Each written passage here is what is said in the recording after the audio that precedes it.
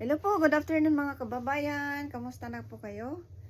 Dito po ako sa bahay mga kababayan.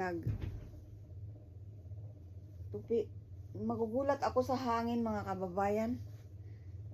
Kasi naglaba kasi ako, nagsampay ako sa pasampay sa biranda. Tapos biglang lalakas yung hangin, yung sinampay ko ay dadabog sa biranda, kaya magugulat ako. Ang lakas ng hangin ngayon mga kababayan. It's very windy today. Good afternoon mga kababayan. Kamusta po? KMSJ Vlog. Kamusta po kayo? Update po sa ating vlog ngayon. Ngayon lang ako long video. Pwede ba kaya ito? Long video.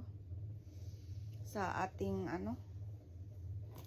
first time ko ito mga kababayan sa YouTube na mag long video. Okay ba lang kaya ito? Po ako mga kababayan, nagtipi ng mga kasi magpa-package po ako sa atin. Itong hindi ko na masusuot kasi masikip na sa akin. Kaya hindi ko na siya masuot-suot. Ipadala ko siya sa atin kasi sayang naman kung itatapon ko lang dito. Pag itatapon lang dito mga kababayan, yung masusuot, kukunin ito sa mga yung nagbabasura, kukunin nila at saka ihambay,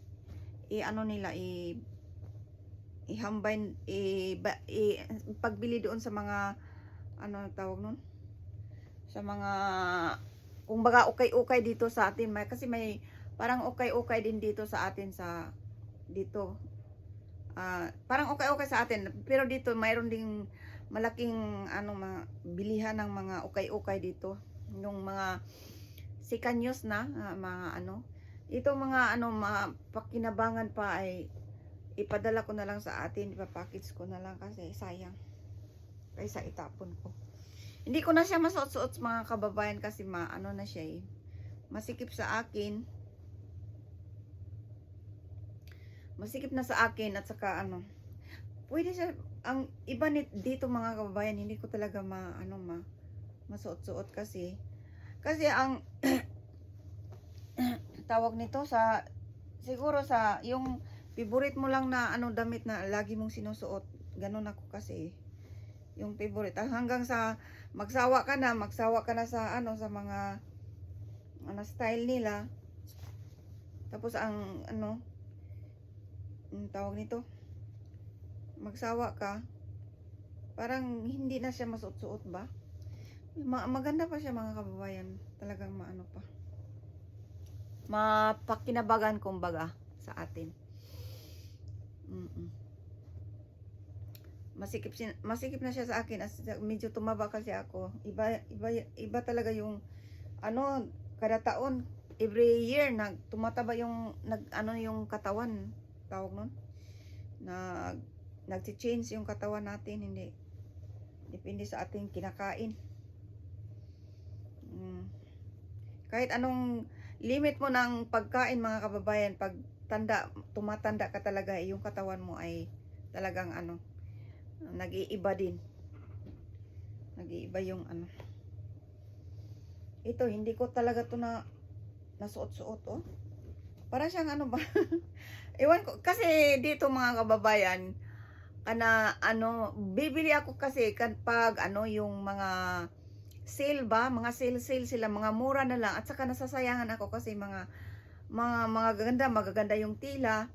So nasasayangan ako na yung ipagpaliban mo lang na hindi mo kukunin kasi sale. Kahit dito mga Japanese, lagi silang nag-aabang ng mga sale. Grabe. Magpipila pa yan pag maraming sale.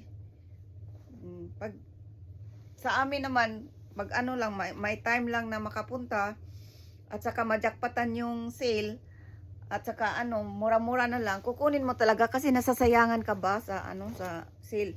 Lalo na pag March saka April, yan mag-change na yan ng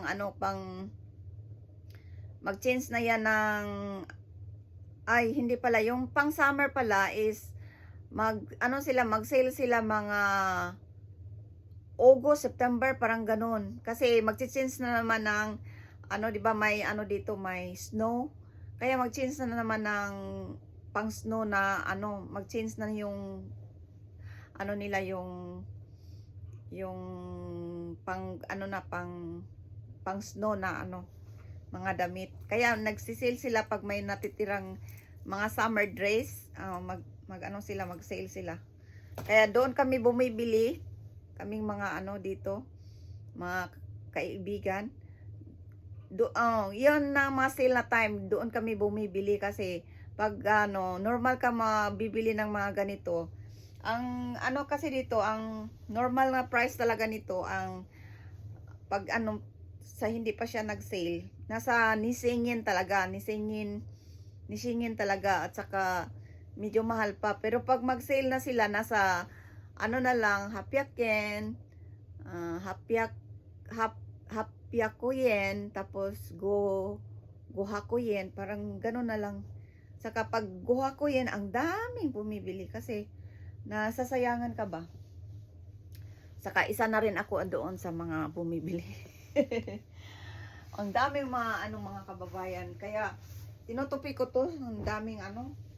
Iwan ko kung maano to sa ano sa tawag nito. Mapasok ito sa ano sa aking box.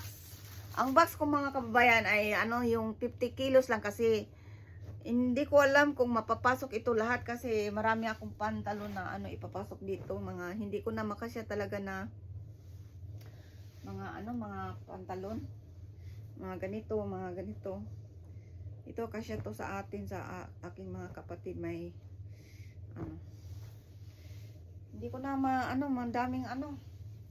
Talagang natuwa ako kasi yung mga tambak ko sa ano dito sa bahay parang na ano na nabawasan.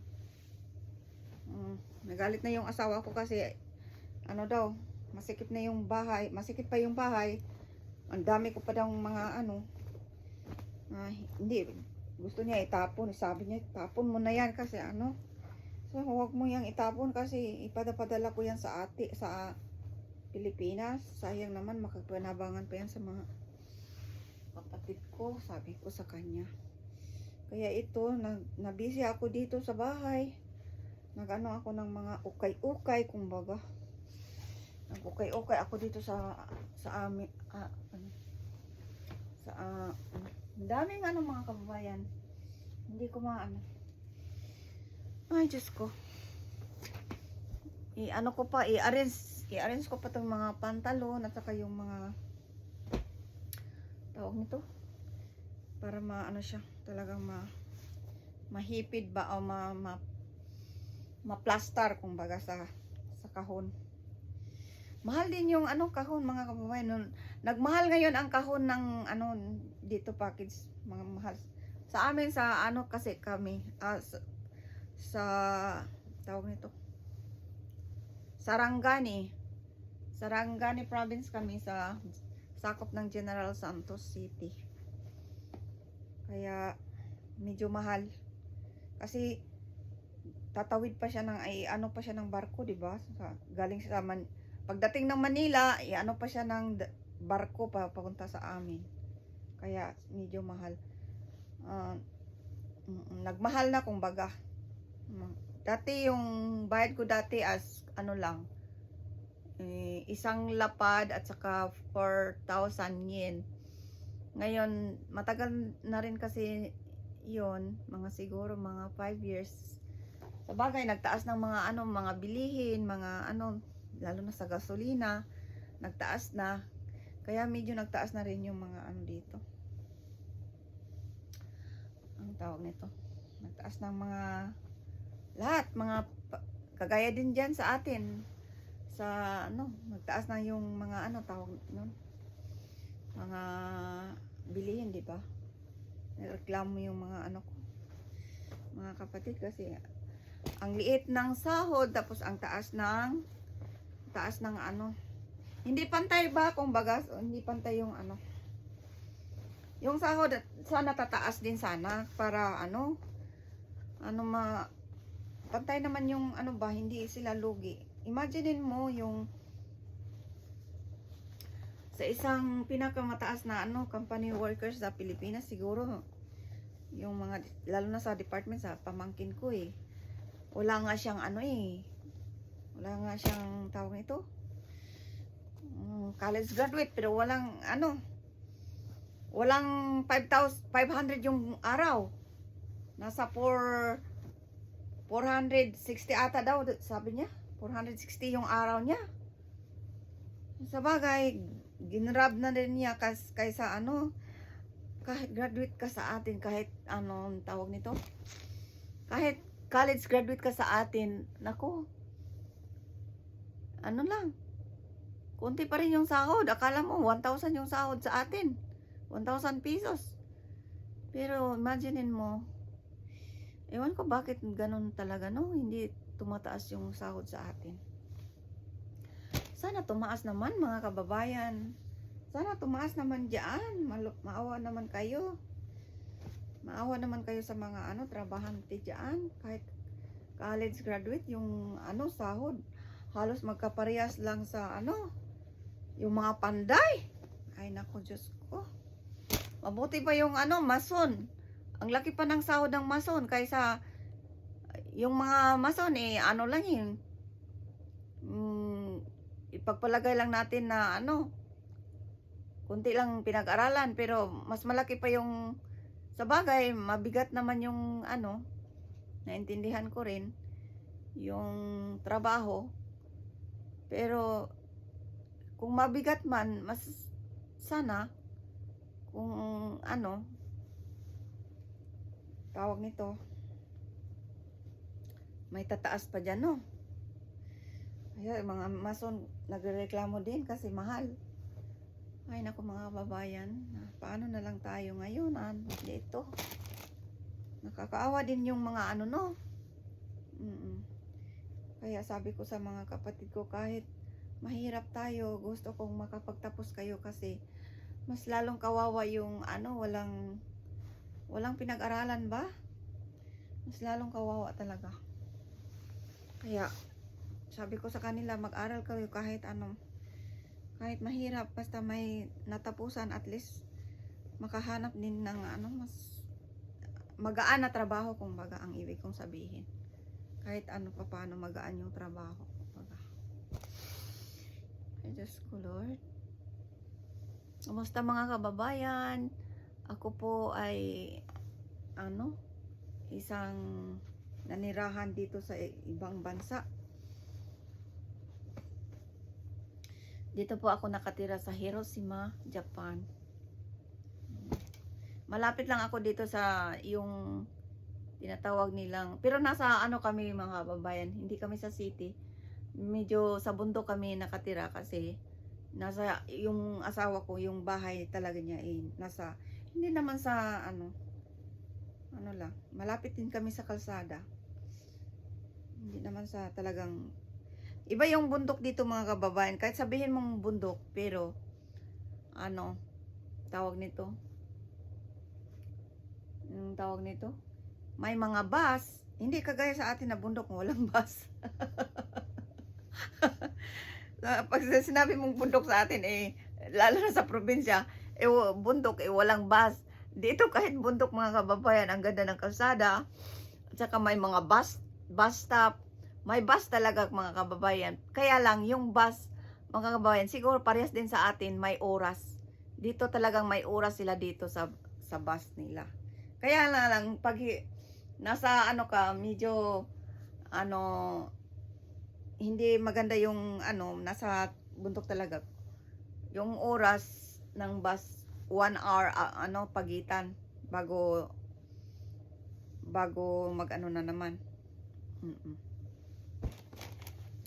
Kaya ano din nagsisikap din kami dito kahit ano tawag nito kahit malayo sa pamilya pero nagsisikap kasi para din makatulong sa pamilya.